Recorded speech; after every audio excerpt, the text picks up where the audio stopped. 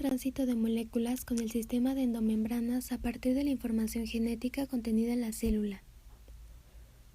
Para introducir mejor en este tema, explicaremos lo que es el sistema endomembranoso. El sistema endomembranoso es un grupo de membranas y organelos internos que se encuentran en las células eucariotas.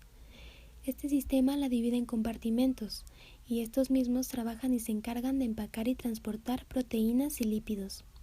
El origen del sistema endomembranoso está relacionado con el origen de las células eucariotas mismas, y a su vez, con el origen endosimbiótico de las mitocondrias. Se han propuesto muchos modelos para la explicación de su origen.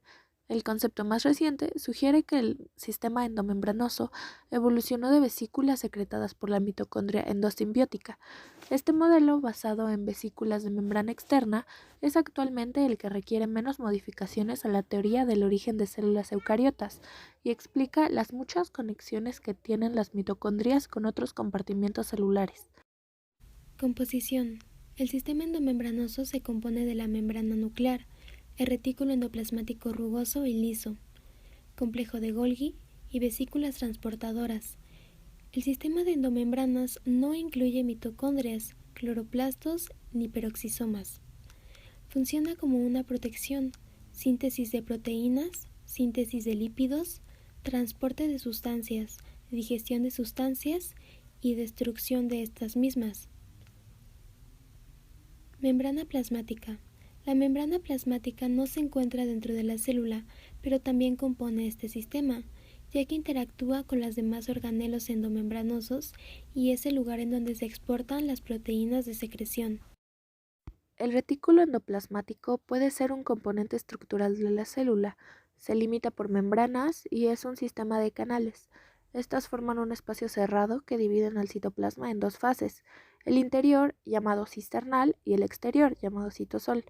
Este retículo se puede extender hasta tener contacto con la membrana plasmática. Gracias al retículo endoplasmático existe una superficie para reacciones químicas, vías de transporte de materiales y almacén para estos cuando ya están sintetizados. Retículo endoplasmático rugoso y liso. La membrana del retículo endoplasmático puede ser rugosa o lisa, y esto depende de si tiene o no adheridos ribosomas. Si los tiene, se pueden encontrar en su superficie y del lado que da hacia el citosol. Retículo endoplasmático liso. Es una red de membranas dentro de la célula a través de la cual se mueven las proteínas y otras moléculas. Predominan las células con gran capacidad para formar proteínas utilizadas para fines funcionales y estructurales del organismo de la célula. Retículo endoplasmático rugoso. Comúnmente se encuentra en las células que intervienen en la síntesis de los lípidos o en la síntesis de esteroides en ciertas glándulas endocrinas, además de células del hígado que se han especializado en la desintoxicación de moléculas orgánicas. El retículo endoplasmático rugoso tiene ribosomas, y estos son quienes fabrican las proteínas. Complejo de Golgi. Su principal función es la síntesis y empaquetamiento de proteínas, pero también tiene un lugar en la transformación de membranas que forman vesículas de secreción para lograr procesos de exocitosis. Es uno de los principales centros de glucosidación en la célula, es decir, que se añaden y modifican glúcidos que formarán parte de las glucoproteínas, proteoglucanos, glucolípidos y polisacáridos. En el aparato de Golgi ocurren algunas modificaciones como fosforilación, palmitoilación, metilación y principalmente glicosidación y sulfatación. Se añade oligosacáridos con unión tipo O a los grupos hidroxilos de aminoácidos, como la serina, la treonina y la hidroxilicina. También son añadidos grupos sulfatos a los glicosaminoglucanos. En las plantas sintetiza los glicoconjugados que forman parte de la pared celular, a excepción de la célula sintetizada en la membrana plasmática.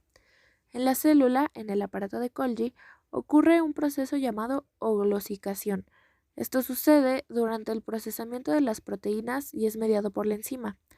Puede ser importante para las proteínas como los proteoglicanos, que involucran la adición de cadenas de glicosaminglicanos al núcleo de proteoglicano.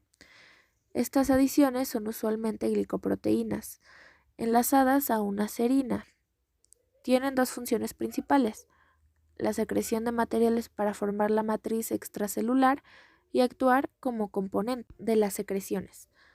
Las funciones que se realizan con los glúcidos las hacen las enzimas glicositransferasas, que añaden glúcidos, y las glicosidasas, que los eliminan.